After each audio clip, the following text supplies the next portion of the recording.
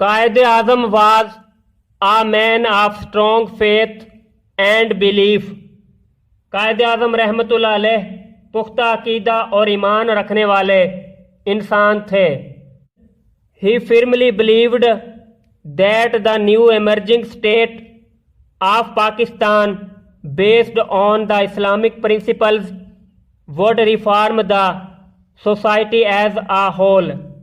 ان کا کامل ایمان تھا کہ اسلامی اصولوں پر مبنی نئی ابھرتی ہوئی مملکت مجموعی طور پر معاشرے کی اصلاح کرے گی.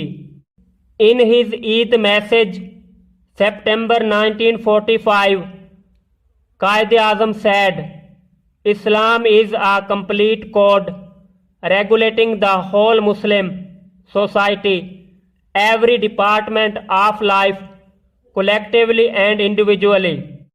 ستمبر 1945 میں اپنے عید کے پیغام میں قائد اعظم رحمۃ اللہ علیہ نے فرمایا، اسلام ایک مکمل ضابطہ ہے جو پورے اسلامی معاشرے اور زندگی کے ہر شعبے کو اجتماعی طور پر اور انفرادی طور پر منظم کیے ہوئے ہے.